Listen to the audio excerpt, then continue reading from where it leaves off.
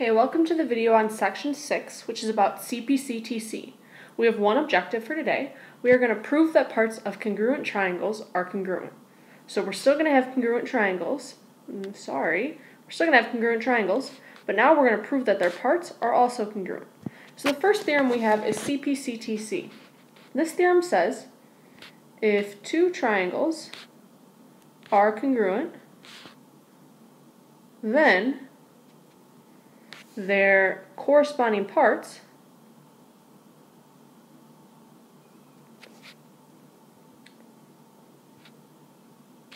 are also congruent. Okay, so here's the important part. If two triangles are congruent. Okay, so this theorem only applies when the two triangles are congruent. So we're always going to have to start by proving that the triangles are congruent. If you have two triangles that are congruent, then all of their parts also have to be congruent. All of the angles of the first triangle have to be congruent to all the angles of the second triangle. And the same with the sides. And that's just a property of congruency. Congruent figures, all the parts are congruent. So the Cpctc part actually stands for corresponding parts of congruent triangles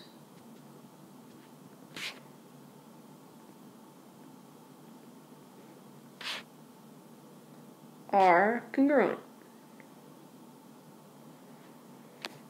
Okay, and you will need to know that. You do need to know what Cpctc stands for.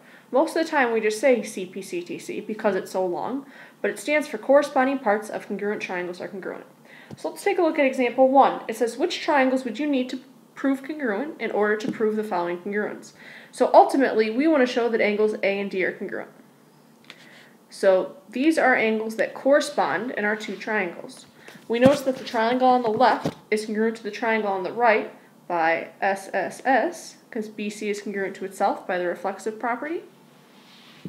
So in order to say that angle A is congruent to angle D, we would need to prove that triangle ABC is congruent to, remember that this is a congruency statement, so we need to be very careful. ABC went 1 tick mark, 3 tick marks, 2 tick marks. On the other triangle, I got to do the same thing. 1, 3, 2. So triangle DBC. And as a double check, we notice AB is congruent to DB. AB, DB, that's true. BC and BC, obviously that has to be true. And then AC and DC. AC and DC. Okay, so ultimately these triangles would have to be proven congruent before we could prove these angles congruent. So I know that this is a little confusing, but we're just going to jump in and do some examples, and hopefully it'll clear things up a little bit. Okay, so example 2, it says prove that angle A is congruent to angle C in the figure. Okay, so in order to use Cpctc, in order to prove that corresponding parts are congruent, we first need to prove that the triangles are congruent. So I'm going to start with the givens. We don't have any givens written out, but we have some givens in the figure. The figure shows us that AB is congruent to BC, and also that AD is congruent to DC. Those are both given in the figure. So that gives me an S, and it gives me another S. Okay, is there anything else I noticed? Well, I noticed that the two triangles share side BD. So that's going to be my next statement. BD is congruent to DB. This is the reflexive property. Okay, so that's my third S. Now I know that my triangles are congruent by SSS. Okay, well this time I wasn't given the congruency statement. I need to come up with it on my own. So I'm going to say that triangle BAD is congruent to, so that was BAD, 2 tick marks, 1 tick mark, 3 tick marks. I got to do the same. 2, 1, 3. So triangle BCD. Okay, we know that our triangles are congruent. Now we can say that the corresponding parts are congruent. So now I can say angle A is congruent to angle C, and then the reason is Cpctc. So the triangles are congruent, therefore their parts have to be congruent. Okay, so we're going to do one more together to kind of solidify that. So if you could flip to page 30, please. Okay, looking at example 3, it says prove LM is congruent to LQ. Okay, in order to prove that the corresponding parts are congruent, I need to start by proving that the triangles are congruent. So I'm going to start with my givens. I know that angle N is congruent to angle P. I also know that NM is congruent to PQ. Sorry, that should be a P. And those are both givens. Okay, so that gives me an A and an S.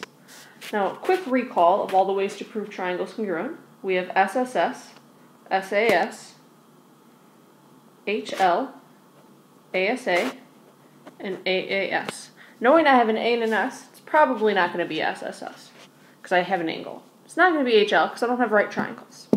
Could be SAS, so I need another pair of sides. Could be ASA or AAS, so I need another pair of angles.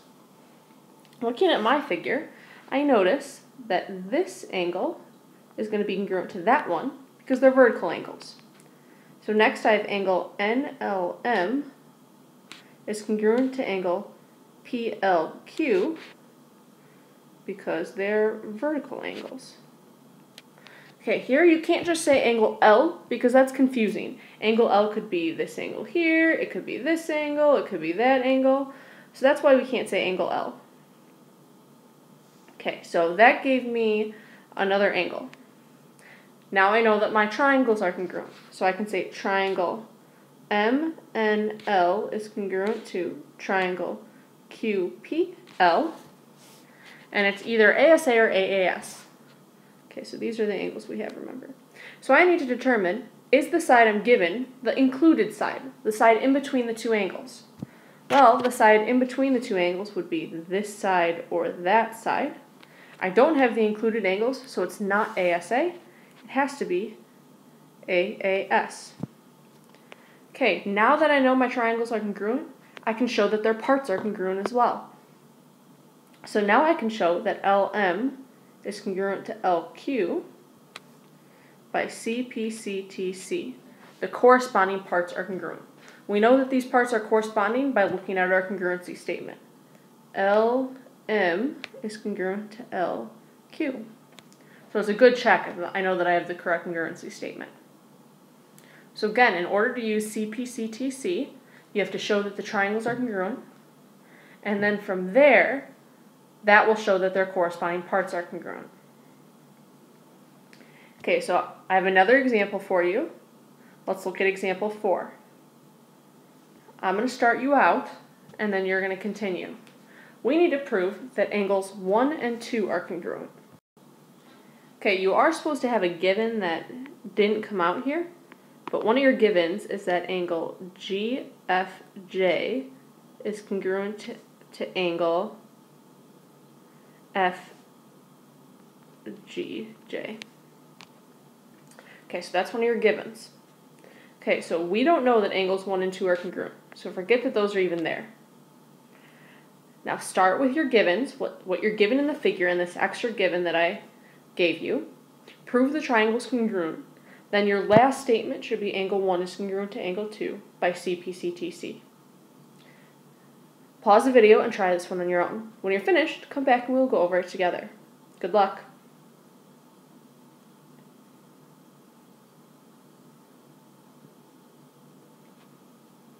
Okay, first you should have said angle K is congruent to angle H, and then angle GFJ is congruent to angle FGJ. And these are both given. Okay, so I'm going to mark those congruent angles in the figure. GFJ is this angle here, and then FGJ is this angle here. Okay, now if I look, I have this triangle here, and then I'm going to change, sorry, I was trying to change that to red instead of blue. So I have that blue triangle, and then I have this red triangle here. Okay, so this gives us an A. This also gives us an A, because we have these little angles in the big triangle. Okay, so my options now are either ASA or AAS. So either way, I need a pair of sides. Well, let me erase this so I can fuse this a little less. I notice that both triangles share this side FG. So then I'm going to have FG is congruent to FG. That's the reflexive property. That gives me an S. Okay, now I know that my triangles are congruent. So that's what I need to say next. Okay, so I'm going to have triangle GFK is congruent to.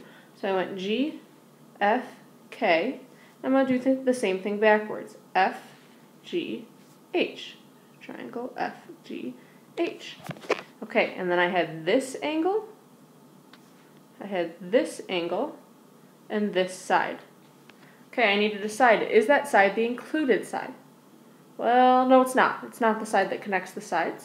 So these triangles are going to be congruent by AAS. Now that my triangles are congruent, I can say that the corresponding parts are congruent. So angle 1 is congruent to angle 2 by Cpctc. Okay, now remember, you're not always going to use all the lines. Sometimes we're going to have extra lines just in case you need them. So sometimes you might not use them. Hopefully that one went well for you. If not, that's okay. Come to class and we'll go over it together. Okay, what I want you to do right now, you need to turn to page 33. It actually doesn't have a number at the bottom, but it's the one after 32. And you need to do problem number 20. When you come to class tomorrow, this is, page 33 in your packet.